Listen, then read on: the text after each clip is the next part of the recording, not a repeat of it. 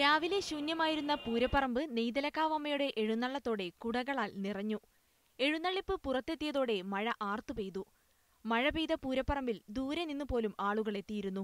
മഴയാണെങ്കിലും പൂരത്തിന്റെ ആഘോഷങ്ങളും ആചാരങ്ങളും ഒന്നും കുറഞ്ഞിട്ടില്ലെന്നാണ് ഞങ്ങൾക്ക് തോന്നുന്നത്. അതുകൊണ്ട് പൂരം ഇത്തവണയും വളരെ ആഘോഷപൂർവ്വം കൊണ്ടാടാൻ ഞങ്ങൾ വരുന്ന പാലായിന്നാണ്. മഴ പെയ്ത് പൂരം നനഞ്ഞതിന്റെ വിഷമമുണ്ട് ഈ അമ്മയുടെ മുഖത്ത്. മോശമായിരുന്നു.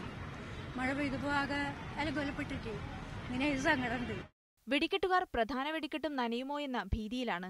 ഇതേക്കുറിച്ച് നല്ല വിഷമമുണ്ട്. എന്താ കാരണം എന്ന് വെച്ചിട്ടുണ്ടെങ്കിൽ ഇന്നലെ സാമ്പിൾ കത്തിക്കാൻ പറ്റിയില്ല, അമിട്ടും കത്തിക്കാൻ പറ്റിയില്ല, അതിനുള്ള പെർമിഷനും കിട്ടിയില്ല.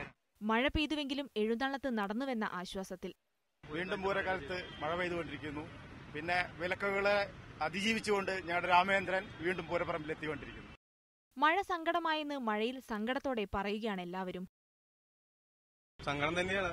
എന്നുവെച്ചുകഴിഞ്ഞാൽ നല്ലൊരു തൃശ്ശൂർക്കാരുടെ സ്വപ്നമായ ഒരു പൂരം ഇങ്ങനെ സംഭവിച്ചതിൽ ഭയങ്കര വിഷമമാണ് എല്ലാവർക്കും. നാട്ടുകാർക്ക് എന്ന് പറഞ്ഞാൽ ഇന്നലത്തെ സാമ്പിള് നടന്നില്ല. സങ്കടം പക്ഷേ പൂരപ്പറമ്പിൽ ഇപ്പോഴും മഴയോളമുണ്ട്. മീഡിയ 1 തൃശൂർ.